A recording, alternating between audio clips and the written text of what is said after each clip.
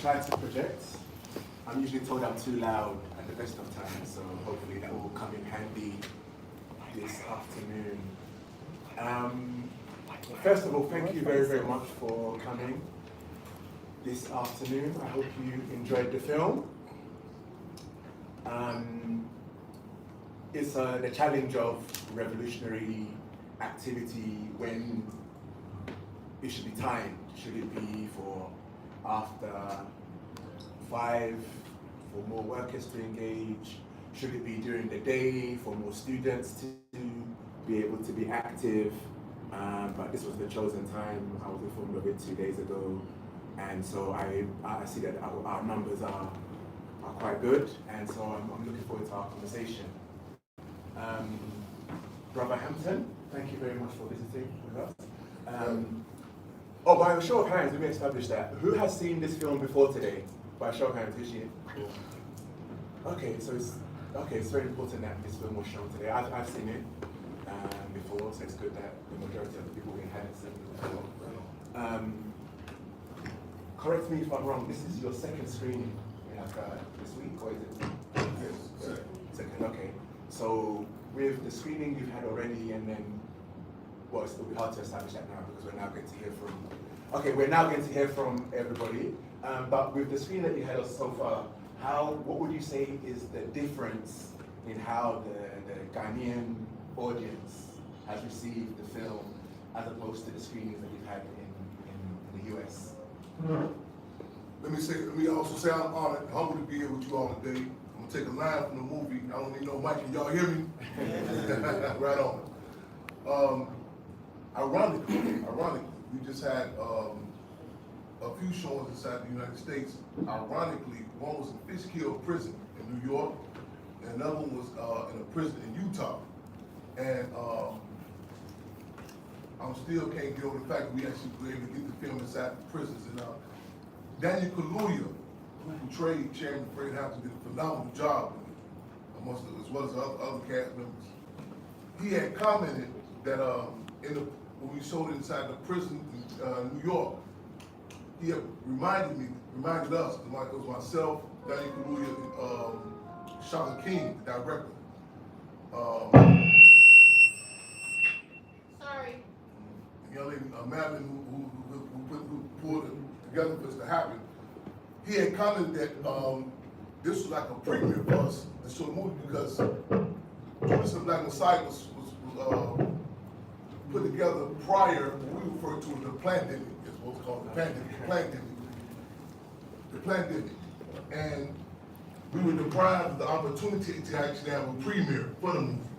And he said it was fitting that we had a premiere actually inside the prison. And that was one of the most, interactive, energetic dialogues we had. Not to say that we have just I think 2 days ago we had here. Very good interaction, very good interaction. So it's been a good balance all over. Okay, that's great. I don't want to monopolize the conversation from the platform.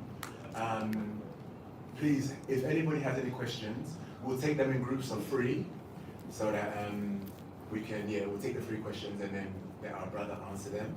But yeah, does anybody have any questions, whether it's related to specifically the film or the history of the time between then and now, comparing the struggle between the 70s and the current time in the Chicago area, or comparing the struggle from Ghana to the United States? I'm sure there's a lot of questions in the audience, so let's see your hands. Okay, I'm gonna have to inconvenience you. If you could come to the front, form a queue, and I'll hand you the microphone.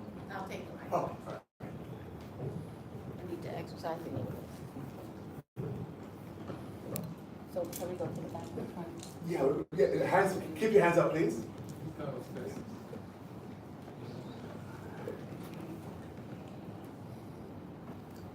Thank you.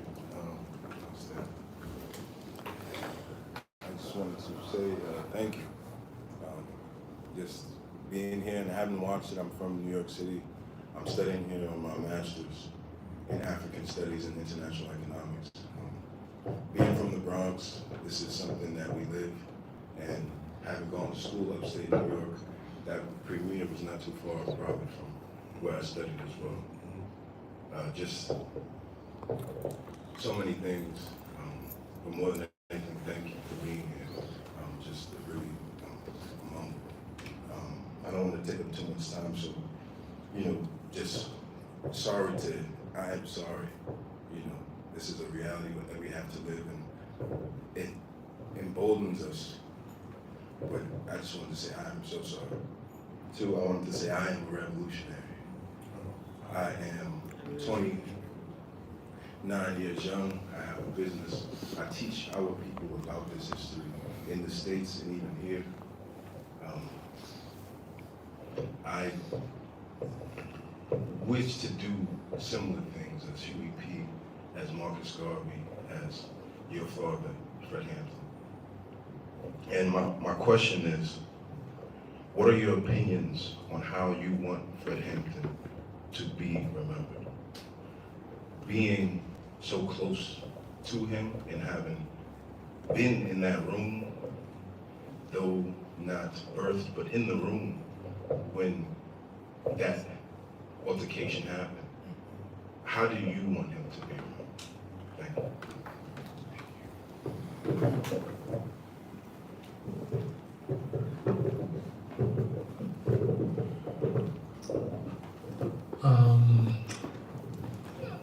Mine is not a question, so maybe I should wait for comment because this film has stirred a lot of emotional,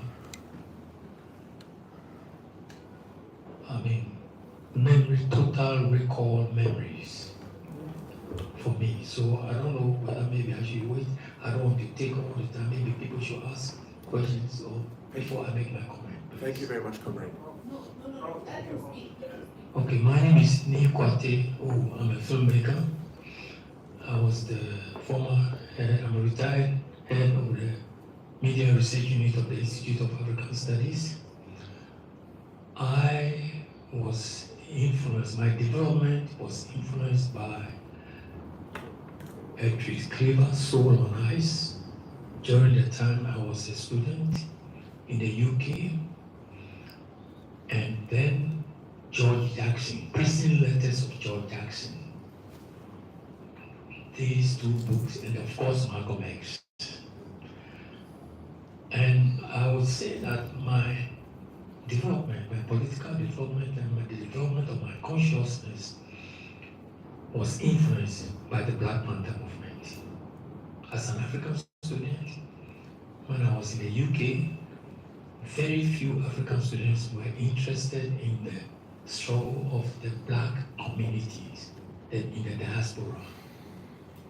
They shunned, they distanced themselves from them. But I became a part of the struggle against racism, against police brutality. And I joined the Black Unity and Freedom Party in the UK.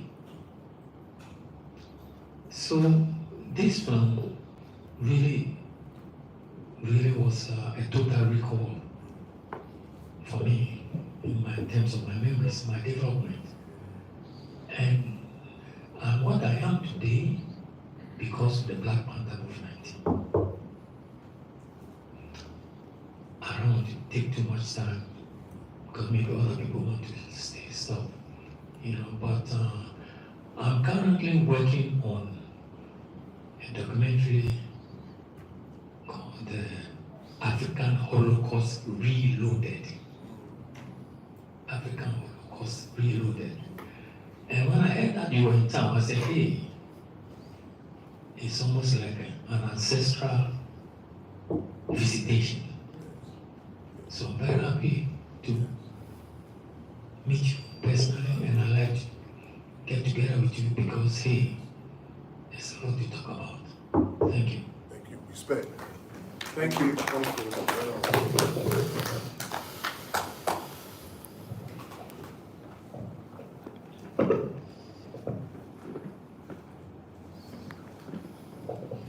Hello. Again, I'm also honored that you're here as well. I'm originally from Compton, California. I abroad here 10 years ago, 12 years ago, but I'm currently living here. So thank you for being here. I do have 2 questions. The first one is, do you believe that the groups that we all have, these different multinational groups that we have, whether it's an organization or it's something that's, you know, not legitimate or whatever, do you think that the revolution is going to be one big supreme group, or do you think it's going to be multiple groups coming together and joining together, whether their you know, principles are exactly aligned? That's the first question. The second question is, being a product of Revolutionary Love, what are some principles or some concepts that you can share with parents or soon-to-be parents on how to raise a revolutionary child?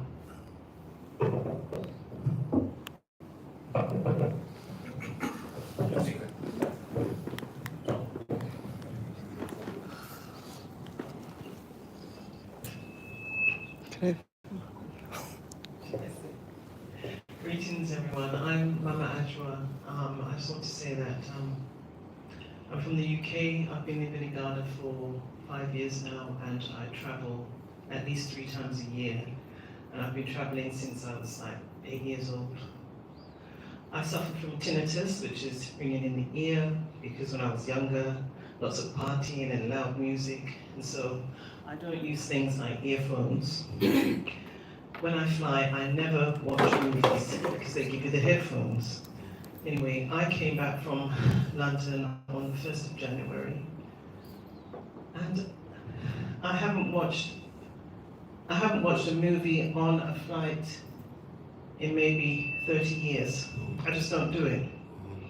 And I got on the flight, and I said, I'm going to stay awake. And for some reason, I turned whatever it was on, the TV thing. And this is the movie that I watched. I watched it with subtitles. So coming here today and actually hearing the sounds and the voices, it's very emotional. I just want to say thank you.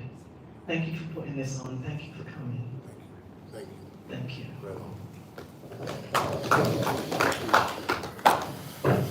Okay, so to recap on the questions, first question, and please put your hands up if I've mixed up the question. First one is, would like your opinions on how you feel your father should be remembered.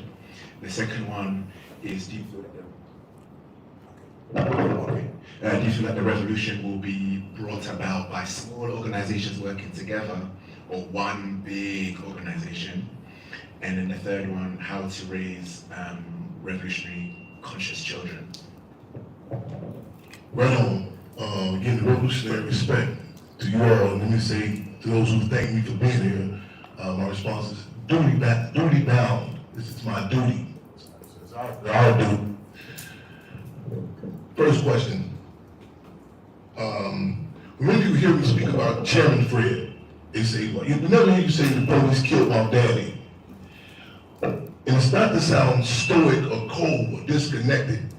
It's the struggle to put it in correct political, objective context. What happened? There was an interesting years back when the hip hop artist Jay-Z, who happened to be born, hip hop Jay-Z, he happened to be born December the 5th, 1969. Same day, same year, Chairman Fred was assassinated. He said in a song with Kanye West, titled Murders and Exodus, that he arrived the same day Fred Hampton died. We took issue with it. We struggled for the term assassinate. A lot of people say, well, what's the big issue? You're making a big deal about it. When Whoopi Goldberg makes the incorrect assessment of anything with regards to Nazi Germany, or the TV show The View, or anything, they check her immediately. The terms. You can never say people just passed away in Auschwitz, the Dachau. Our people are treated with such a disrespect not that we're trying to fight for people to understand us or love us. We have one of our policies with our organization, the Black Panther Party, called Cubs. No respect, no rap. One of the disadvantages in our community is the non-acknowledged war. In other Nazi Germany, they admit that the SS, the SA, Führer Adolf Hitler, that they created the ghettos. The script is flipped in our communities. The so-called music we call slap hop, that the fakes, they call Drakes, the Nicki Gabages, they call Nicki Minaj. These are, any other community it would be referred to as propaganda bombs. You follow what I'm saying? Yeah. We are struggling to put in context, like the Alcoholics Anonymous have a mantra. They say the first step in addressing the problem is recognizing that we have a problem. That's the first step. So we struggle to put in context. We say Chairman Fred and Defense Captain Mark Clark were assassinated. This goes to the first question. Not what I would like for him to be remembered, what I cannot afford the luxury for him not to be remembered as. It's one thing to say, oh, the police killed my dad. But to put in context that the U.S. government, the big kahuna of capitalism, went so far as to assassinate 21-year-old Chairman Fred, 22-year-old Defense Captain Mark Clark. His government foul started when he was 13 years of age, going on 14. That changed the mindset of people, youth in particular, said, whoa, who are we? That we are that important that someone will surveillance us and watch us and subsequently assassinate us. So he has to be remembered. Malcolm X has to be remembered. I was speaking at on the slave dungeons yesterday. And I was talking to a brother, and he was talking about Marcus Garvey, Malcolm X, and a lot of things that people they didn't know what happened to them. What happened? That's important to put out about the terms, assassinations. You feel what I'm saying? The structure of it. You know, we say everything is political. Words, terms, everything is political. So that's something that, and also in particular, to go to that first question, that struggle for self-determination. Self-determination. Not trying to fight racism, if you understand. The right to determine the destiny of our own communities. As Malcolm X, El Haj Malik El Shabazz said, even our mistakes belong to us. That's a different feeling. I was raised, I'm inspired by the war and love stories of an organization that stood up on its own terms, that did not wait for the government to say, well, black children, grades are not up to par because they're hungry, they're going to school hungry. The Black Panther Party, they said, wait a minute, any child, black, red, or white, is going to school hungry, cannot concentrate on an English class or mathematical problem. They started what? The free breakfast program, the first free breakfast program. They did not wait for a state accreditation. They moved on it. They moved on it. And that's that dynamic of self-determination. Malcolm X had assessed who was involved, who was pulling the strings with the assassination of U.S. President John F. Kennedy. Early on, he said the chickens came home to roost. Chickens came home to roost. Later on, Oliver Stone and other movie makers made a movie that said, well, we guessing, we think this and that. The deal is there are certain things, I was talking to a comrade earlier, and I was saying, we have to use dialectical materialism, critical analysis in everything we read and look at. The words, at Fort Williams, for the slave dungeon, the brother said, well, the English have built this. I said, excuse me, the English built this? Let's be correct. Mm-hmm. Who built this? You know what I'm saying? We have to struggle for those terms. We have to struggle to put it in correct context. We have to read taking information. There's certain stuff that we had to fight to even get inside the movie. We had to battle. The first name of this movie that they tried to bring, that we shut down and we said it's a no-go, was Jesus Was My Homeboy. Oh. Wow. The individual who played J. Edgar Hoover, Martin Sheen, his wife had commented to me, she said, they never dealt with someone like you in Hollywood. We held the line, even under contested conditions. I'm cut from a cloth when I was 12 years old. There was a book deal brought to my mother. We had no heat, no gas in our house. I know it's not a big thing, but it was freezing cold in Chicago. The heat? Oh, yeah, oh, okay. That way around with the heat. Oh, okay. And they tried to make the police the hero. And she wouldn't go. And I said, if they do this book, would that mean we would get the gas? She said, we're not going. There was Forrest Whitaker, before he did the Butler. He tried to do it. And other Panthers told him, say, man, that man's son does not play about that legacy. We had to be on the set.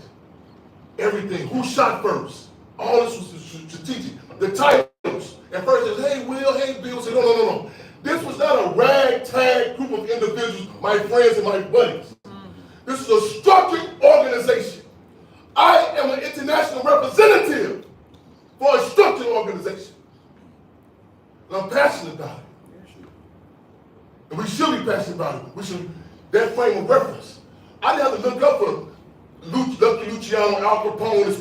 I'm come from the 12th sea. The brother mentioned Field Marshal George Jackson, who was assassinated on San Quentin, August 21st, 1971. These days stick in my brain, in my heart. These are not role models, these were real models. And they still impact me to this day. Second question. Thank you. I've got so many questions, but time. Oh my goodness. Will Revolutionary be small organizations or one big one? Let's struggle to even distinct, because there's so many attempts to co-opt terms and words. Let's make sure we don't draw any foregone conclusion that there's a clarity on those terms.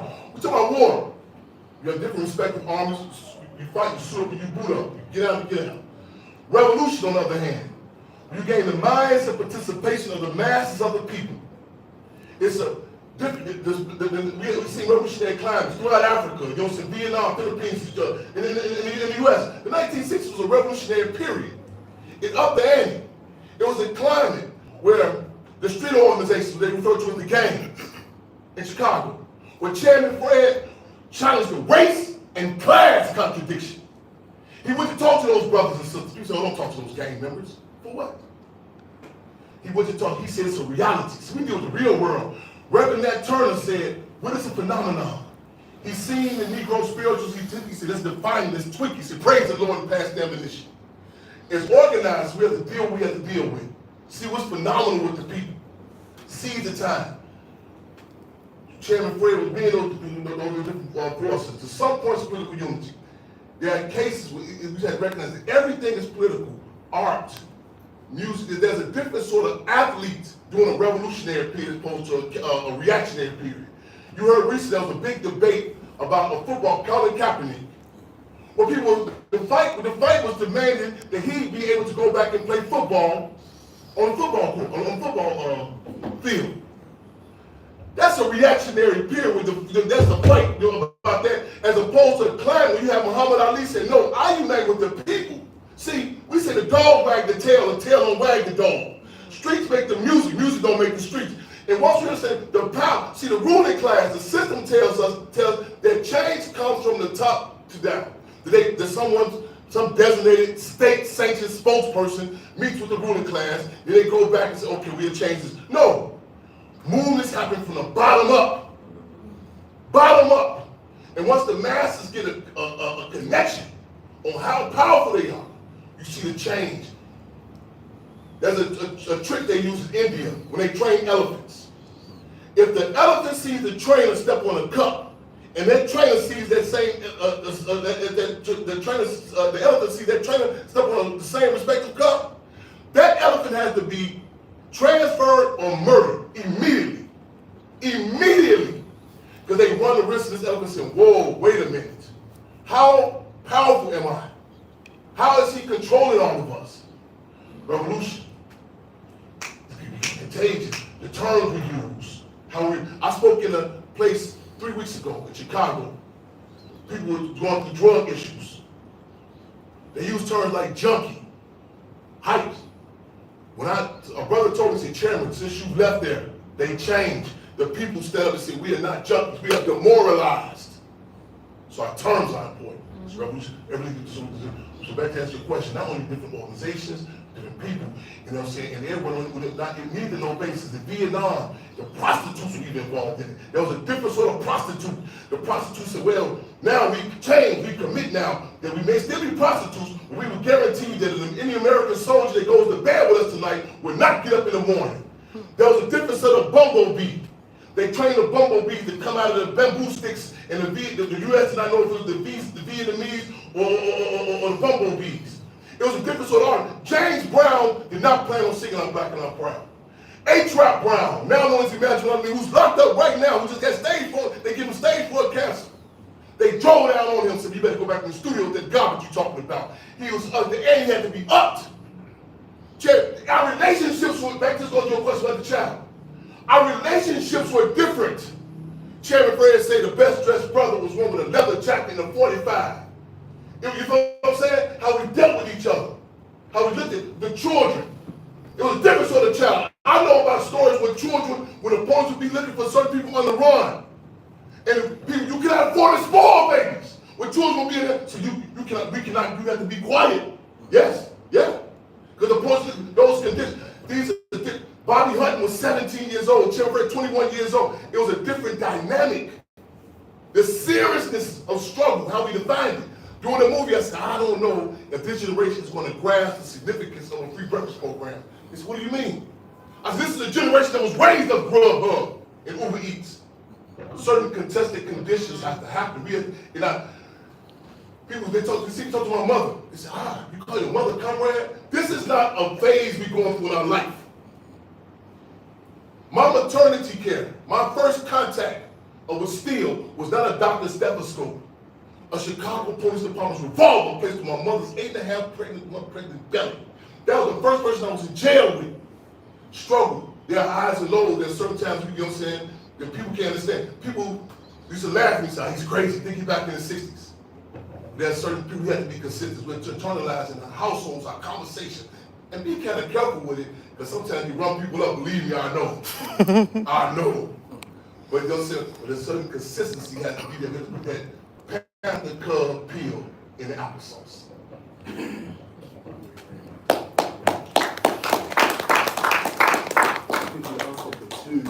How much time do we have left? Can we have one more round? One more round, okay. Maybe in about 15 minutes. Okay, great. Okay, so And let me just comment, brother and sister, I heard something mentioned about the UK. I just want to point out too that Daniel Kaluuya, those from Uganda, raised in the UK, and this movie helped raise some necessary discussions we had to have.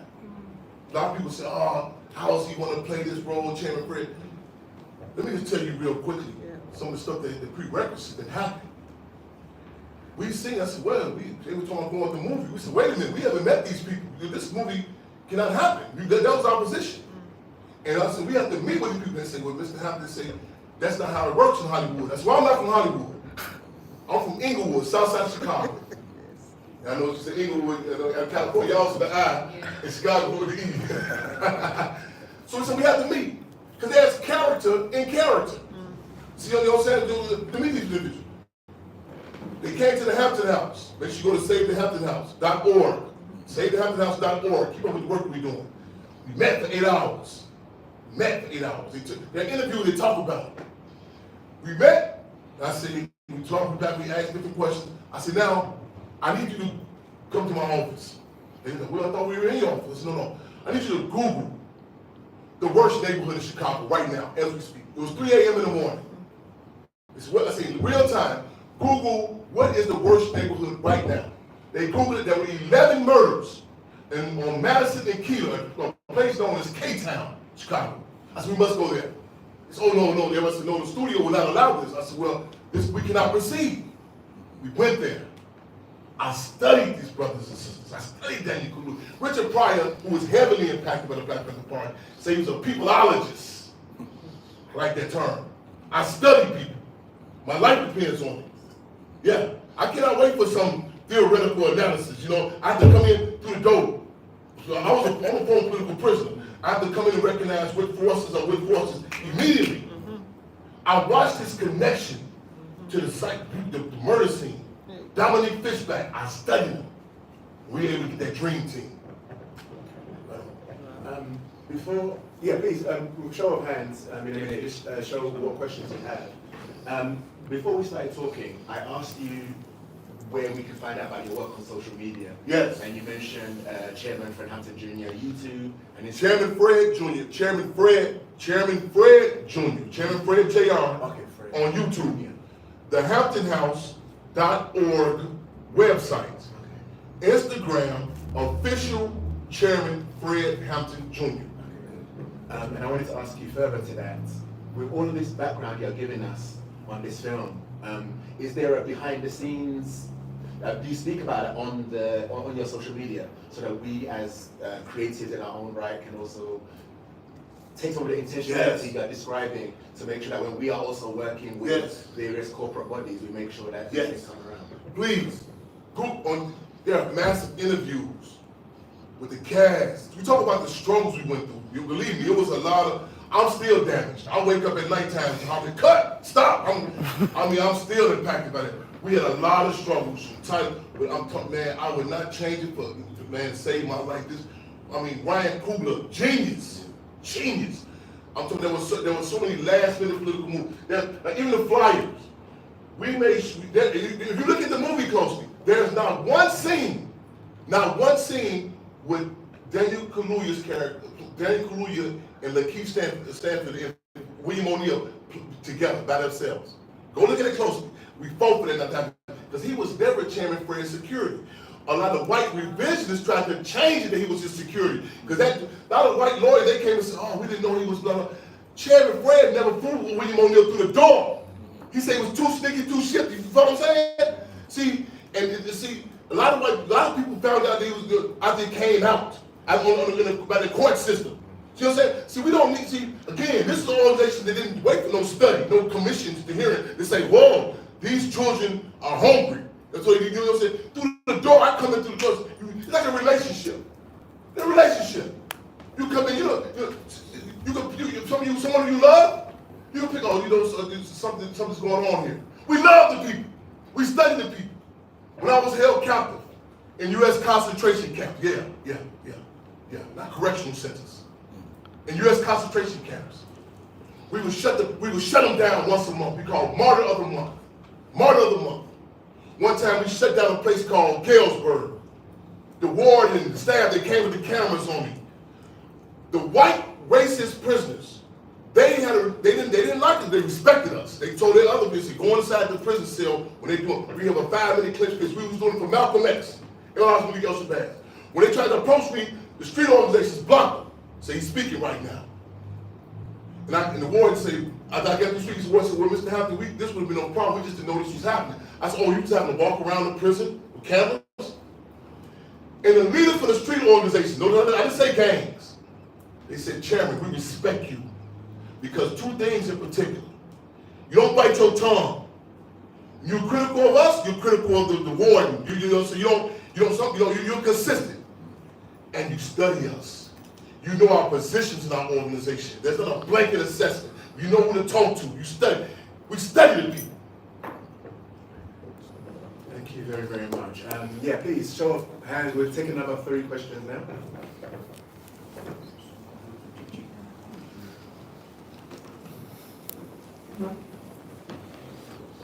Yeah, thank you very much. It's like everybody said, it's a great honor to share some time with you, and obviously to be reminded by the powerful legacy of Chairman Fred Sr. and the Black Panther Party. And I think that for us, who don't have the exact context, and we could never have it, but we have a context of struggle. We also have a context where we need to, our own struggles and so on. And therefore, the lessons of what you said, for example, and it's an impressive fact to emphasize that the Black Panther Party was a disciplined, organized structure. Yes. Now it's important. Well, I'll finish. Then you can. But unfortunately, beyond the brilliant oratory of your dad and the heroism of the members, the film, we understand why it didn't really go into the process of how they developed that organization. Yes. We saw glimpses of the educational activities in the classrooms and so on, but the kind of emphasis that the Black Panther Party, as we came to know, gave to education was missing. For example, one of the stipulations was that I mean, every new member should read a menu of 8 books, and so on and so forth. And one of the key instruments of you know, the organization generally, but also in Chicago, and one of the great contributions of your dad, for example, was the use of the Black Panther newspaper. Yes. The newspaper itself. Yes. Because in 1969, the circulation in Chicago went from nothing to about 8,000, Yes. and to a plan to expand it 15,000 and beyond. And I think it's around that kind of nexus that they build the kind of relationships that you have with all that. So I was just thinking, I mean, if you could help us reflect. There are many people belonging to different campaigns and organizations here. Yes. How seriously do we take something such as a newspaper as a necessity Yes. of the kind of infrastructure around which we organize? Yes. Because many of us are organized, but we don't have those infrastructures. Maybe we don't understand or haven't dedicated the kind of resources and attention and prioritization to that. So if you could tell us something about that, I think that would be helpful, as well as the education thing there. Yes. Second question is to do with the sister from California. Talked about different organizations relating to each other. Yes. And I think one of the things that we can do here, like I said, you know, there's a contact list, participants have gone around, and one way that we can broaden our conversation is that those contacts, everybody agrees that the people can get in touch with you, we can do things together, the different organizations can, you know, engage with you and so on and so forth, as well as collectively, so that's important. But I think it goes beyond individual organizations, because whether we like it or not, there's a tragedy that unfolded. Yes. And that tragedy consists of the fact that the brightest and the best of Al-Qaeda, like your dad, and the organizations that our struggles built went down. And it can't simply be about betrayal and assassinations. Yes, all that clearly true, beyond question. But what do we learn about how we take the politics forward? Because here you are in a situation where clearly people like Chairman Fred were clear about building in the community, building among the youth, building among the street organizations and so on, as you're talking about. But he also mentioned capitalism, as you yourself have done today. Yes. And capitalism goes beyond its presence in degraded, downgraded, oppressed communities. Yes. It goes through the process, like your dad said in the film, a capitalist exploits Yes. all of us for profit. So where the money is made is part of the net center of where that capitalism is. But we didn't see at any point in time in this film any recognition of the fact that those who are organizing in the communities, those who are in the organizations, ought to relate to those who are in the net center of that capitalist organization. So, I mean, in terms of where is the money made? In Ghana, we are gold producing country, we produce cocoa. The importance of working with finding a bridge to those workers, those who make that system turn. I would like to understand if there is a way in which we ought to begin to consider more centrally how we move forward from communities and so on and so forth to begin to the question of class. You said the dialectic of race and class yourself. And that organized section of the class, organization isn't simply about organizations, it's also about the social organization of class, of race, of gender, all that kind of thing. And the emphasis that I think that maybe going forward, standing on the shoulder of these giants, what you can share with us or tell us in terms of how you relate to organized sections of, let's say, students, the Black Panther Cubs, the students in Chicago, do you relate to them and how? The workers in Chicago, do you relate to them and how? And so on and so forth. I think those would be important lessons as well, not just for us, but I believe for you and for everyone.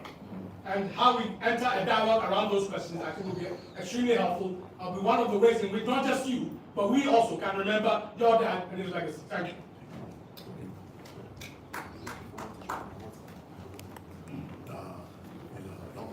Thank you very much.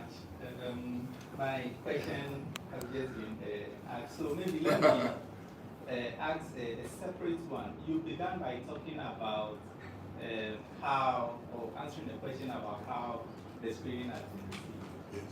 Yes. So I want you to maybe talk a bit more about that, because one of the things that you had did was also building bridges across race and class and whatnot.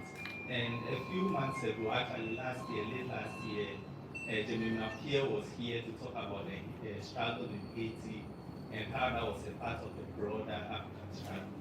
So maybe we could talk about whether these connections is being made in the course of the screening and how people, whether and how people are making these kinds of connections, linking the struggle, collaboration in Africa, you know, the continuing struggle, to struggle of Black people in the US.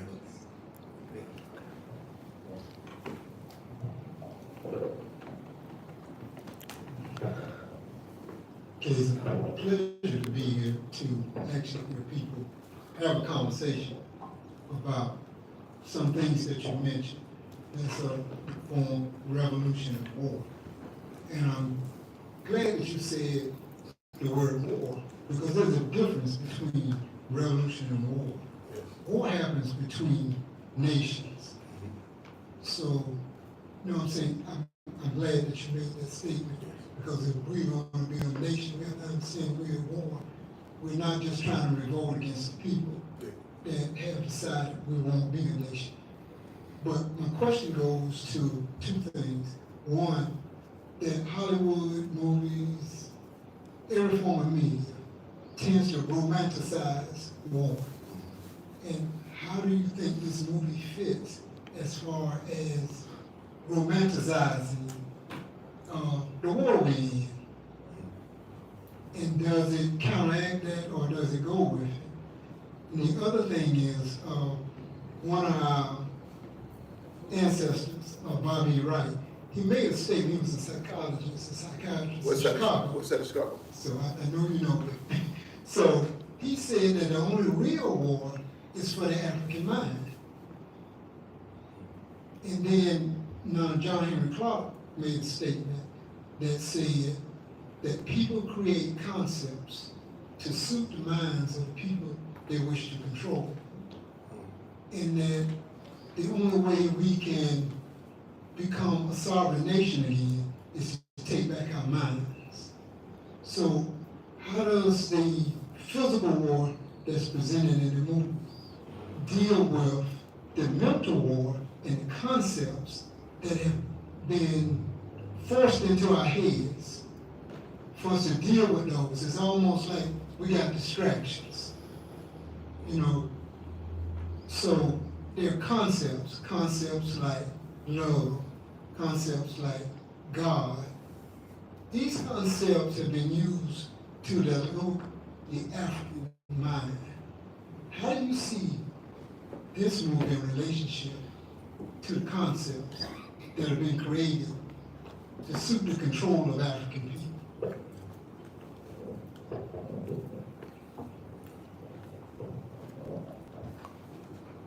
Thank you so much. So I'll be brief. I guess I'm just sort of rounding up from the various questions that were had around, you know, both the film, but also really what is the fundamental contradiction, right?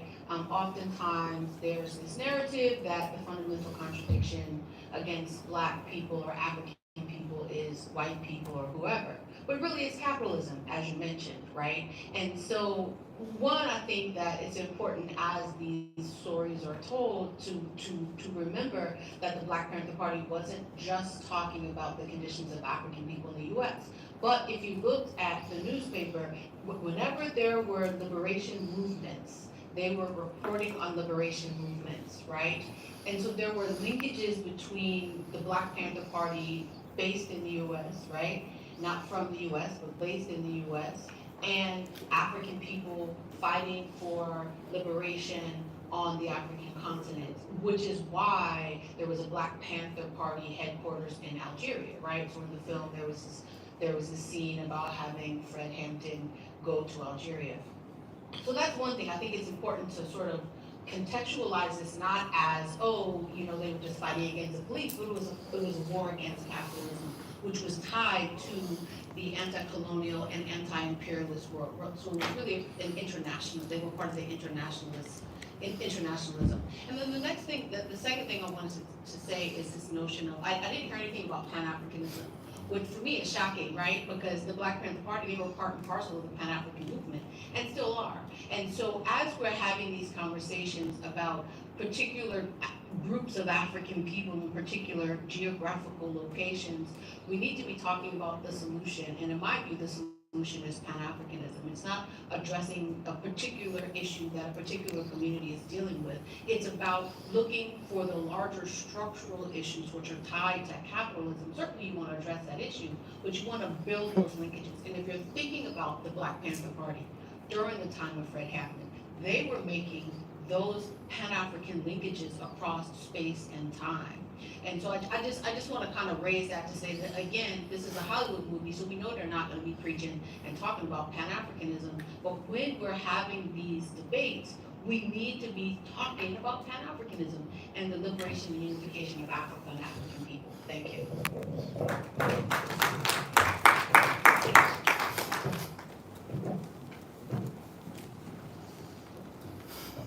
Yeah, I'm not going to talk much. I'm just going to let you flow and then try and fill the gaps in around maybe bits that I think you've left out. Okay, so. Okay, so for the first one, the specifics, if I've got this right, is the specifics of the importance of organizing specifically on newspaper. What was that first question? Robert Rex was the movie you were going to be able to get everything in about Chairman Fred and Black Panther Party.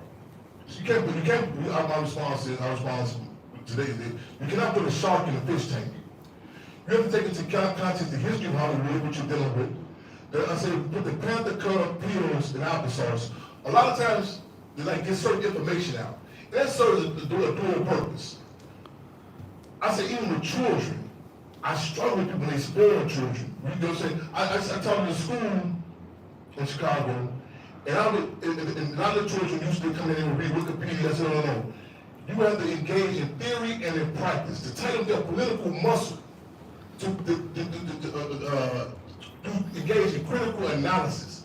There are certain things that even to this day that I don't believe some of the people involved on the movie set see, and say certain messages that we put inside there.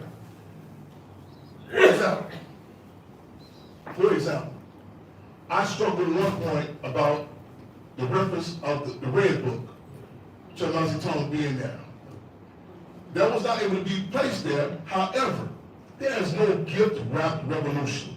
There is no perfect allies. And it's colonized people that's humbling. They say, wait, other communities come out and say, okay, this is bam, bam, bam. The scene in the bedroom, when they were talking about, it was like a joke. She said, are you calling me a foot capitalist? He talked about the chairman out, the long march.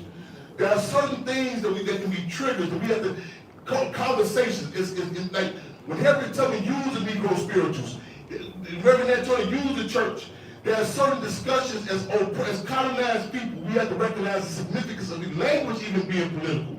Like, this Kendrick Lamar phenomenon. Some people say they cannot get it. I say they may not ever be able to get it. There are so many dynamics that are put in there about race and class, that he did not babysit you, he did not breastfeed you. They'll say the deal is it has to come to, there are certain contradictions that would have never been allowed to even get to the Super Bowl if they see it coming. So it stopped through the door. So under the auspices of your entertainment, they'll say that we have to that reminds us that we are still not free. We're still, and that even amongst our own people. Excuse me, let me be careful with that. I think black people, I think we speak right. I think we speak French too much at the wrong time. We. I'm clear that we are not all together. I have relatives in my family who have been identified as Fredo, the movie Godfather, betrayers. Same last name, same skin tone. They are not my comrades. I'm clear on that. There was climate in the 60s. There was a term, mentioned the Red Book earlier. There was a term that said, blood to the horse's brow, woe to those who can't swim. Blood to the horse's brow, woe to those who can't swim. In other words, the battlefield gets so bloody, it goes to the horse's eyebrow. And we pity those who can't catch up.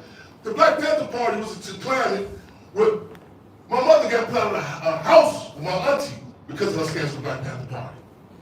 There was a stance where they told their parents, we love you. We're not going for this white Jesus on the wall no more. We stood up. They challenged that, they combated liberalism. So there's certain terms where it can become a security risk. Trying to keep, and as a revolutionary, I find myself conflicted sometimes. I keep on trying to wait for people up, and I say, damn, I envied Kendrick Lamar. I say, as an artist, he's not a revolutionary, as an artist. he can drop some information. And sometimes I'll be fighting with people trying to, can you get this? We have to recognize there are certain things that people, I like what you said earlier, you say, a lot of us not familiar with certain things, you know what I'm saying? But we can draw contrast to struggles that happen here. And there's nothing wrong with that. A woman can never explain to me the pain of child labor. Doesn't mean I'm stupid. I can respect it. There are certain differences, even in this U.S., different places. I was going to fly to Oakland, California one time. And I told my comrade, I said, I'm missing my flight because the wings on the flight are frozen. They said, what? They couldn't even grasp how, I'm from Chicago. But they respect it. I can explain, I can articulate it to them. You know what I'm saying? There are even contradictions at the slave dungeons. Yes. There are contradictions. Yes. When people say, what's the big deal? Sometimes, you know what I'm saying? But the deal is to gather a respect. You know what I'm saying? Even there are folks who I have differences with, I respect them. I say, okay, I cannot relate to them. I respect your respective position. You know what I'm saying? It was something else the brother said in part one. I'm going to touch on. Newspaper. The newspaper, the intercommunal newspaper, which is our political line. The Black Panther Party position was that information is raw material for new ideas. Information is raw material for new ideas. The movie did not touch everything. They didn't touch on that you had to go through 6 weeks of political education before you become a member of the Black Panther Party. But also, we take it as servants of the people like a doctor. We study our patients. Some stuff, people overdose. We had an issue with the movie even coming from the narrative of William O'Neill, the agent. I said, well, why would that happen? Then as a realist, as a servant of the people, I said, well, you think Hollywood was going to greenlight a movie on Chairman Fred of the Black Panther Party? Huh? They're not. So we get this idealism, we start talking, negating that we colonize. What is the goal? To get to the people. There are certain things say, okay, man, get this out. You know what I'm saying? As a my point is my own personal gratification. This movie we could have got a big bag, you know what I'm saying, certain things were going on. So there were certain appeals, messages, there were certain things that people had to do some homework also. I tell people that the Isley Brothers was a big group in the state, the United States, Isley Brothers. They say that they're responsible for a lot of babies being made. It's a joke they make. I said, now the Isley Brothers is not going to be the guy to go talk to the woman, open and get the wine, set the tone. The music is going to help the situation, but damn, you have to do some input in it. So you know what I'm saying? That's the dynamic of theory and practice. To become a member of our organization, you have to do a certain amount of club community service. Not just a bunch of talking. You have to go out there in the community, you have to make mistakes. The Black Panther newspaper, there's a famous picture of Chairman Fred. I love it. Now people don't talk about it. I have it at the Hampton House. When part of them said, man, people not buying the papers, we can't sell the papers. Chairman Fred went right on that corner of Madison in California. T-shirt on, knocking on windows, selling the Black Panther Party newspaper. And this is she pointed out. In fact, that's the reason why Defense Captain Mark Clark was coming to Chicago. The state was burning up the papers, burning the clothing. So I was just to get we going fishing, to get the conversation rolling. You know what I'm saying? And like I'm gonna quote another movie, Few Good Men, Jack Nicholson. What did he say in that movie? You can't handle the truth. We have to be conscious of this. I'm gonna say one analysis. There was a case in California, 13 white children were found, starving. They were being abused. And when they brought these 13 white children out, everyone was going, oh, feed them. What did that doctor say? He said, no, you'll kill some of them. First of all, we have to take a check. Some need salt and water. Some need something. We have to study the people. Too much information, some people will overdose, believe me. It's certain things that people say they're not ready for certain. There is more information even to this day that's not been addressed. William O'Neill was not the only informant. There are certain, it's like a relationship. When you first get together, you don't come in the door, you know I snore. There was the process, and they kill people for this shit. I picked my moves. When I was in prison, I would pick what prisoner I would give certain information to. People said, Chairman, why you give to them? They told me if I get caught passing information, I'm going to isolation, transfer. I'm playing the stakes are high. I wish it gets on everyone, blah, blah, pick him on moves. Stakes are high. I know we just talking about the time. Yeah, Okay. time is a big factor. Let me try and combine the last in 60 seconds, maybe 2 minutes.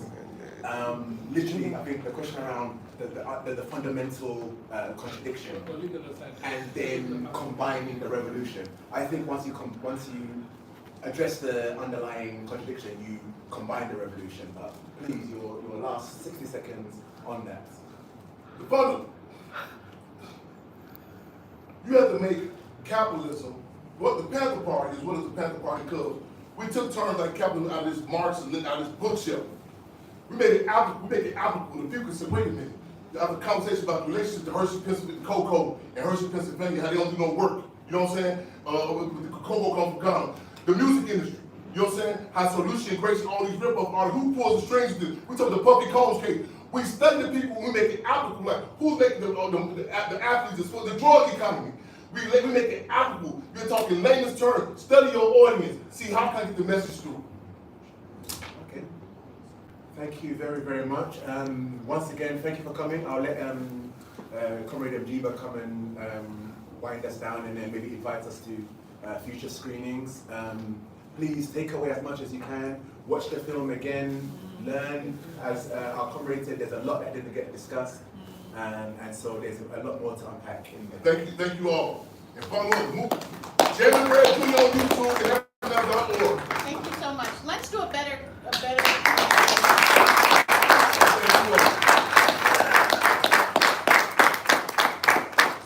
on behalf of the Institute of African Studies film show and all the organizations that are here, All African People's Revolutionary Party, Social Movement of Ghana, Economic Fighters League, who else is here? Any other organizations that are present? Social Students and Workers Network. Social Students and Workers Network, exactly. Anyone else present? Okay, so we thank you for coming out to this film showing and more importantly discussion. We apologize that the time is short. However, we had some technical difficulties to begin with. But you can continue to converse. This is just the official end of the program. We know that people will talk, engage, have conversations, and most importantly, organize. This is not the beginning or the end. This is just an event in the long journey of the Pan-African Revolution. Thank you so much and have a wonderful evening. Did you all want to do a group picture or? So group picture? Okay, so if we can come here, we can do a group picture, we'll be grateful. How are you? I'm running. Tight, right? Tight, yeah.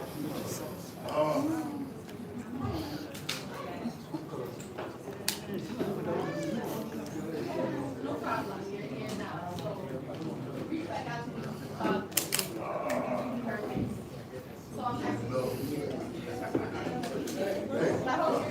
You can put it in.